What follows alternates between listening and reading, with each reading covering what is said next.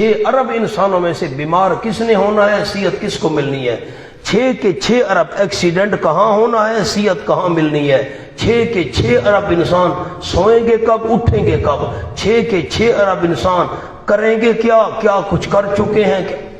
مکمل یہ جو ساری کائنات کی ساری مخلوق کا مکمل علم ہے، چاہے اس علم کا تعلق جو ہو چکا، جو کر چکے ساری مخلوق والے اللہ جانتا ہے، جو اب کر رہے ہیں بیک وقت اللہ جانتا ہے، ساری مخلوق بیک وقت جو کچھ آئندہ کرے گی اللہ صرف وہی جانتا ہے اور کوئی نہیں جانتا۔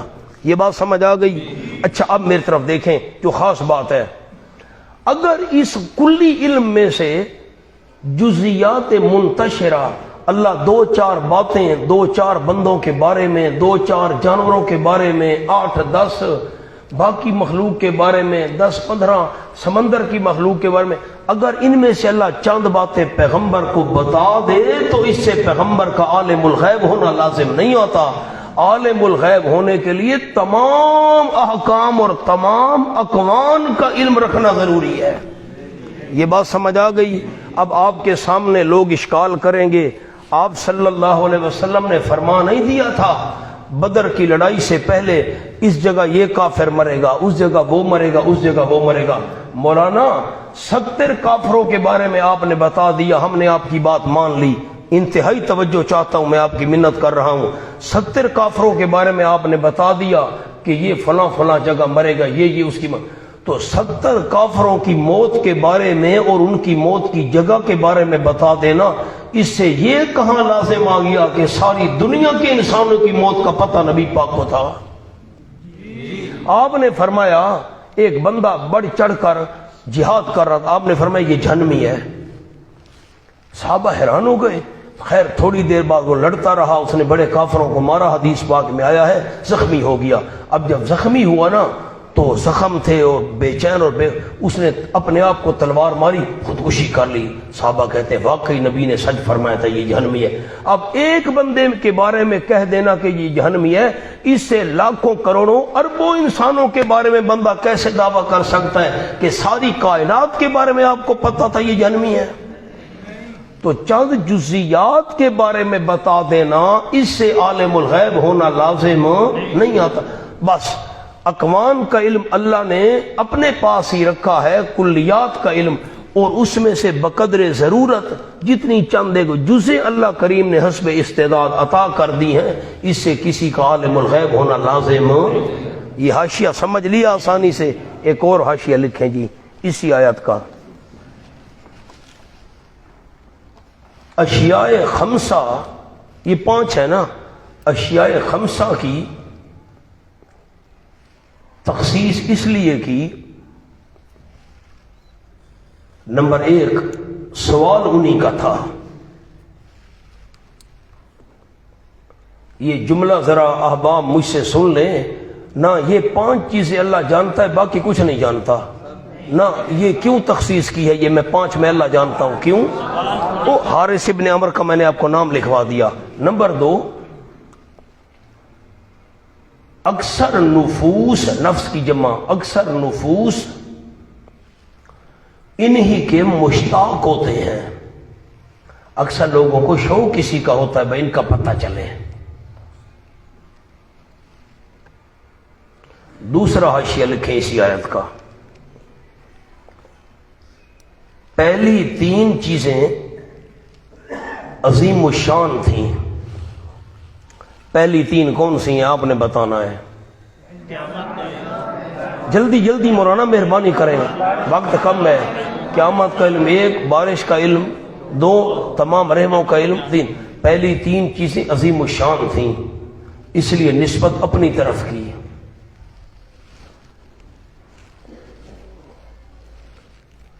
اور 2 وہ جو 2 ہیں بعد والی 2 بندے کی صفات و افعال تھیں، اس لیے نسبت انسان کی طرف کی۔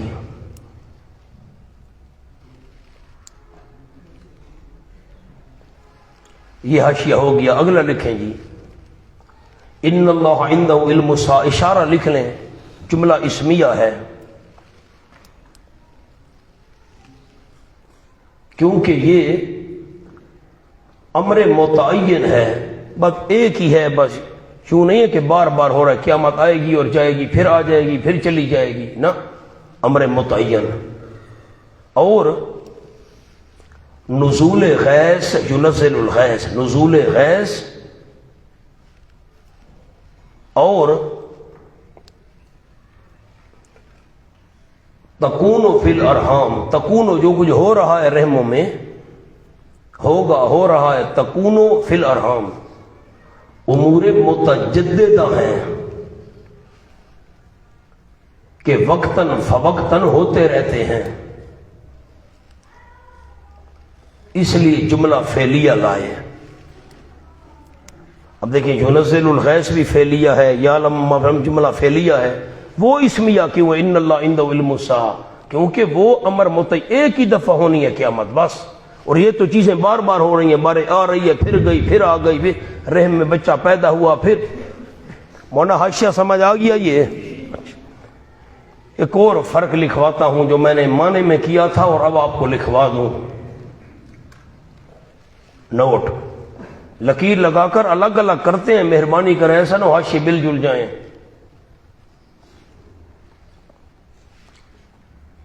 اس بات علم الہی میں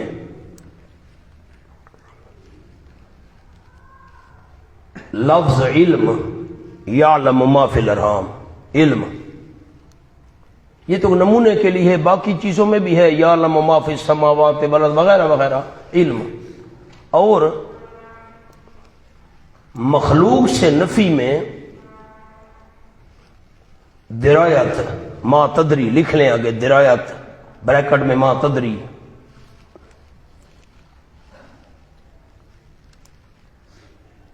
کیونکہ درایت وہ علم ہے جو کوشش اور محنت سے حاصل ہو۔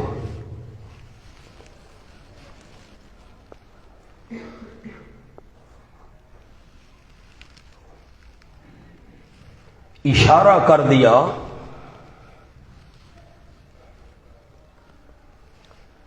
کہ کل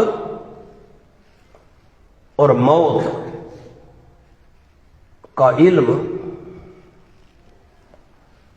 کوشش کے باوجود بھی حاصل نہیں ہو سکتا۔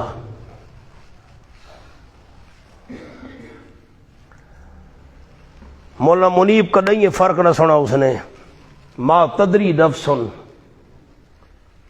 منا وہاں تو اللہ کے بارے میں جہاں بھی آتا ہے نا علم، علم آتا ہے، پورا قرآن بھرا ہوا ہے، اور انسان سے نفی کی تو کیا کہا؟ ما تدری، درایت کس علم کو کہتے ہیں جو محنت اور کوشش سے حاصل ہو؟ فرمائے ما تدری نفس ماذا تکسب، کوئی انسان کوشش بھی کرے، محنت بھی کرے، تھک ہار کر، اس کو پتہ نہیں چل سکتا کل کیا ہونا ہے، اور بندہ کوشش بھی کرے، محنت بھی کرے، پتہ نہیں چل سکتا موت کس جگہ آنی ہے۔ کو فرق دوستوں نے سمجھا ہے کہ نہیں سمجھا؟ مولانا نے تو رحمان زندگی یہ گل نہ سنی اسی، ما تدری نفس ماذا تکسب۔ دوستوں نے خلاصہ سمجھ لیا میری بات کا، اس لیے میں نے معنی کیا ہے ما تدری نفس۔ مولانا یہ معنی نہیں کیا نہیں جانتا کوئی، نہ نہیں جان سکتا، نہیں معلوم کر سکتا کوئی نفس، کوئی جی کل کیا کرنا ہے، کوئی نہیں معلوم کر سکتا کہ کون سی جگہ موت آئے گی۔ کچھ فرق سمجھ آیا مولانا معنی کا؟ اچھا، اور حاشیہ لکھیں اسی آیت کا، یہ ما تدری نفس بأی ارض تموت پر جملہ لکھواتا ہوں۔ بأی ارض، علم مکانی کی نفی سے زمانی کی نفی بطریق اولا ہو گئی۔